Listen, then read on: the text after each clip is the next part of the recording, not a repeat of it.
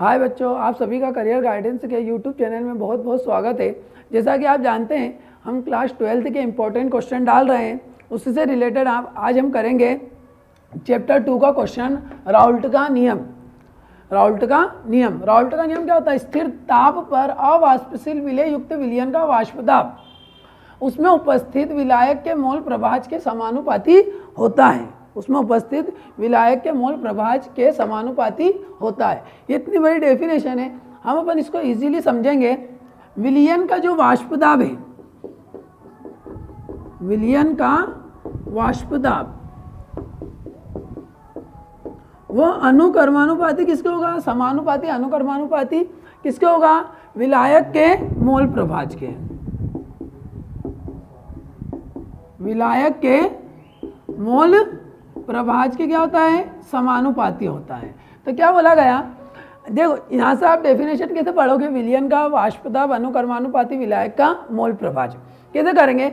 स्थिर ताप पर, बस आपको यहाँ याद रखना पड़ेगा, स्थिर ताप पर अवाष्पशील विलेय युक्त विलयन का वाष्प दाब विलायक के मोल प्रभाज के अनुकर्मानुपाती होता है।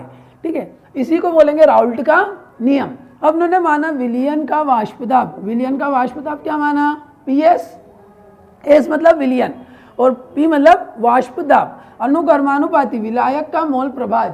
अब यहाँ विलायक का मोल प्रभाज क्या मानेंगे? XA। क्या मानेंगे? XA। इसको समीकरण 1 नहीं देते। अनुकर्मानुपाती चिन्ह हटाते, नियतांक क्या लगाते? के। हमेशा जब अपन अनुकर्मानुपाती चिन्ह हटाते नियतांक क्या लगाना पड़ता है? के। और इधर क्या आएगा? XA। इसको समीकरण क्या देंगे अपन? 1। अब यहां पर लेंगे शुद्ध विलायक के लिए, शुद्ध विलायक के लिए,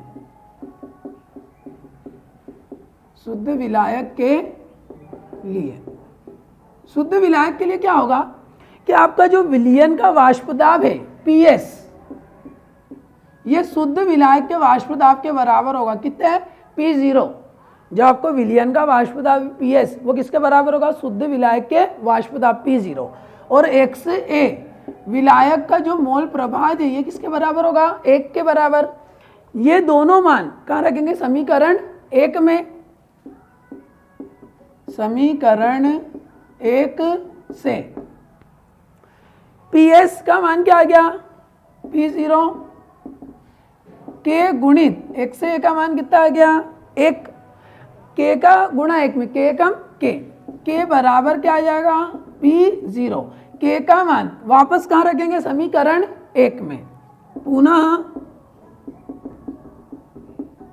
समीकरण 1 से PS बराबर K का मान क्या आया? P0 और XA वैसा का वैसा। इसको समीकरण क्या दे देंगे अपन? 2। अब राउल्ट का जो नियम है, जैसे 2 नंबर में भी आपका आ सकता है, 3 नंबर में भी आ सकता है। सपोज आपको 2 मार्क में आया, 2 नंबर का आया तो आप डेफिनेशन लिखो और यहाँ तक के इक्वेशन फर्स्ट तक के लिख दो। 3 नंबर में आया तो इक्वेशन सेकंड तक के लिख दो। ठीक है, जैसे अपनों ने अभी पढ़ा राउल्ट का नियम, तो यहाँ 2 नंबर या 3 नंबर का आएगा इस चैप्टर में से, तो आप 3 नंबर का यहाँ तक लिख सकते हो, या 2 नंबर का आए तो भी आप यहाँ तक लिख सकते हो। और आगे इसका डेरिवेशन भी अपन जारी रखते हैं। यहाँ पर इसके बाद अब क्या होगा? यदि आप पूरा डेरिवेशन समझो तो इस टाइप से होगा। द्विअंगी विलयन के लिए, द्विअंगी विलयन के लिए। अब द्विअंगी विलयन के लिए क्या होगा? द्विअंगी का मतलब क्या होता है? देखो, नाम से ही हो रहा है द्विअंगी, मतलब ऐसा विलयन जो 2 पदार्थ से मिलकर बना होता है, एक विलेय और एक विलायक। विलेय, एक विलेय लेना और आपको क्या लेना? एक विलायक। जैसे आप क्या ले सकते हो? अपन इनो लेते हैं, शक्कर पानी ले सकते हैं। शक्कर आपने विलेय ले लिए और पानी क्या हो गया? विलायक। तो ये आपका द्विअंगी विलयन हो गया। द्विअंगी विलयन मतलब XA प्लस XB बराबर क्या आ जाएगा? 1। अपनों को किसका मान निकालना है? XA का मान, तो प्लस का XB बराबर के बाद जाके माइनस में, तो XA बराबर क्या होगा? 1 माइनस XB। XA बराबर क्या होगा? 1 माइनस XB। XA का मान कहाँ रखेंगे अपन? समीकरण 2 में। तो यहाँ रखेंगे अपन समीकरण 2 से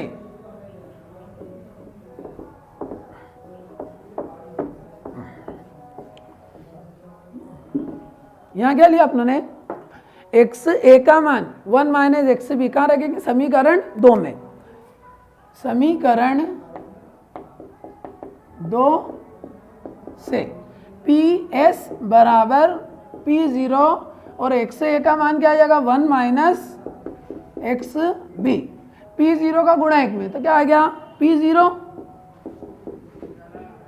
पी जीरो का एक्स बी में तो क्या आ गया P zero X B, minus का पी जीरो एक्स बी इधर आके किस में होगा प्लस में, तो P S plus P zero X B बराबर पी जीरो, प्लस का पी एस उधर जाके किस में होगा माइनस में, तो पी जीरो एक्स बी बराबर क्या होगा P zero minus P S, गुणा का पी जीरो कहाँ चले आएगा बटे में, तो एक्स बी बराबर क्या होगा P zero minus P S बटे पी जीरो। एक्स बी क्या है आपका, जैसे एक्स ए क्या लिया था विलायक का मोल प्रभाज, ठीक है, एक्स बी क्या होगा विलेय का मोल प्रभाज, और P zero minus P S बटे पी जीरो ये क्या होगा वाष्प दाब में आपेक्षिक अवनमन।